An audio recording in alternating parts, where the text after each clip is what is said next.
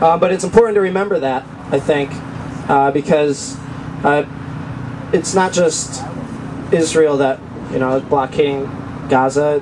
There's a lot of this stuff throughout history, and it just Sam Husseini here is also on the Gaza Freedom March, and he has quite a story to tell, and he's a great guy, and here I'll turn it over to him and he can explain further. Thanks so much. Great.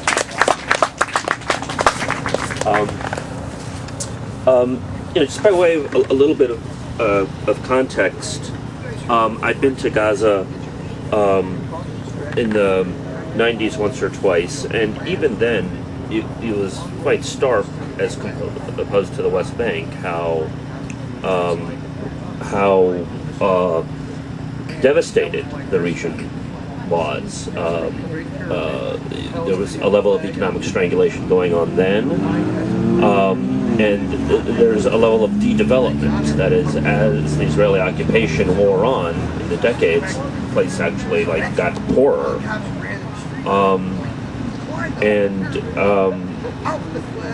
So the actual, trying to get into Gaza now with the utter blockade over the last 2-3 years now, I want to stress there's some aid going in, trickles and so on, and that's important, but the fundamental demand isn't for aid. It's just that they be allowed to trade, to have a functioning port, to have a functioning airport, to have a border with Egypt where people can cross fairly freely. None of that exists now. There's an airport built in Gaza. They can't use it. There's a port that has only seen a few ships, and I'll tell you why, over the last 40 years. There have been several efforts to try to break the blockade of Gaza, and one of them involves the Free Gaza movement, where they're trying to get boats in. And they've had several attempts, and they're going to have another one, I think, in about a month from now. Do you know? Yeah. In April. So that's something to keep an eye out for, to try to go there directly by sea. In terms of what tried to happen in Cairo, I thought it was a very strategic thing to do, because the blockade of Gaza is only effective insofar as Egypt cooperates with the United States and Israel on this, because Egypt has a border with Gaza. Why is Egypt limiting trade and transit and people moving and so on and so forth? Why is Egypt doing that? And I think that some people had some tactical disagreements with it, saying that, it sort of lets Israel off the hook. Israel's the main perpetrator. And yeah, Israel is definitely the main perpetrator. But I think that it was also useful to try to get in from Egypt.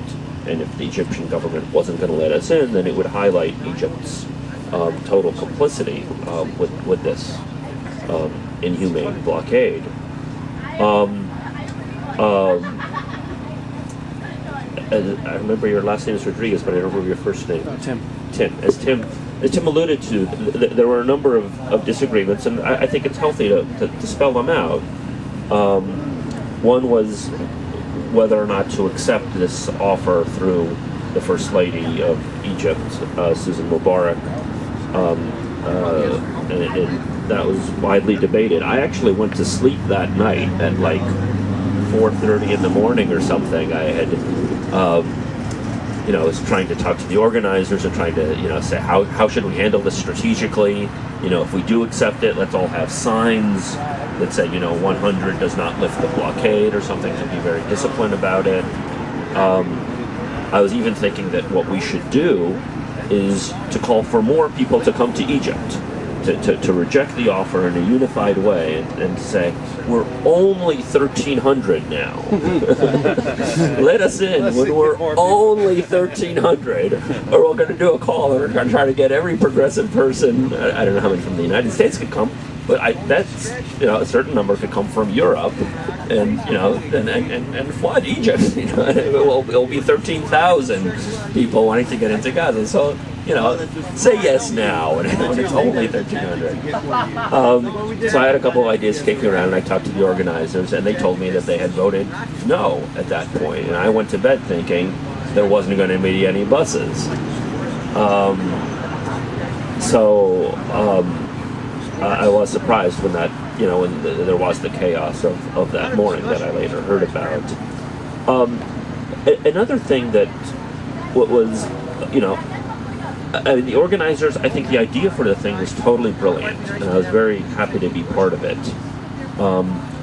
But because Egypt is a police state that is cooperating with the U.S. and Israel, they had conditions that they placed on the organizers, and one of them was to not deal with Egyptian activists.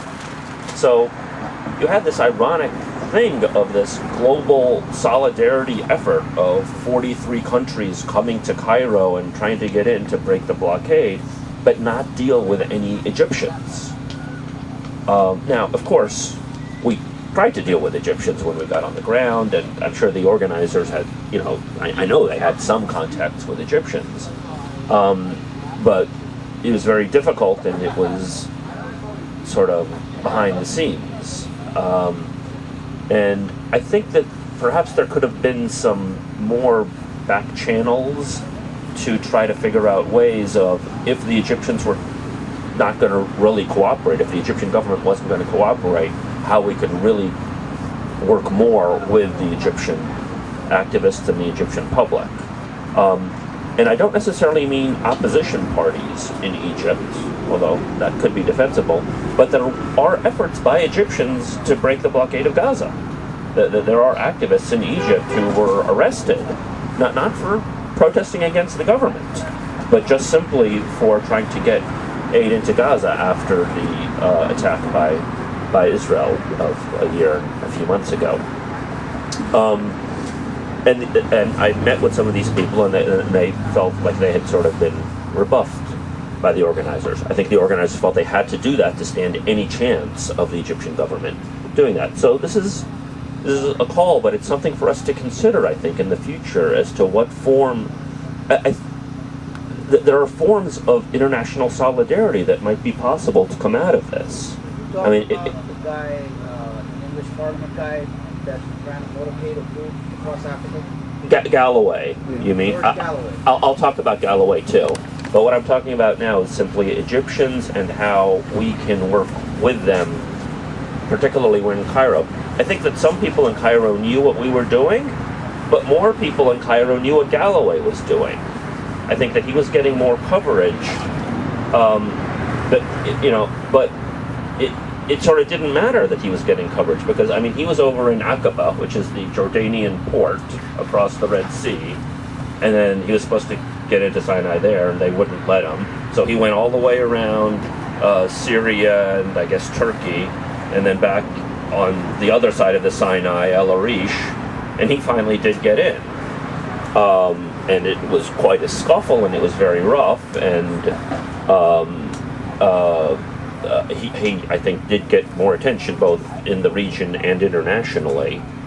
But in a way, the potential of what the Gaza Freedom March was doing, of being in Cairo, and if we could find a way in a situation like this to turn it around and to formulate some sort of solidarity with Egyptians, could have been overwhelming, because they roughed us up on the street when we tried to march in downtown Cairo. And we did march very briefly in downtown Cairo.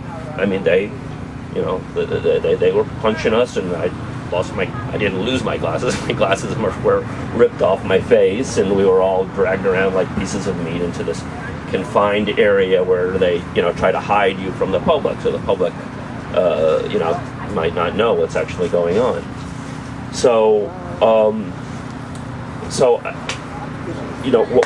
And of course there are risks for the Egyptian public. If they're in solidarity with us and then we leave, what happens to them? Do they get tortured and so on?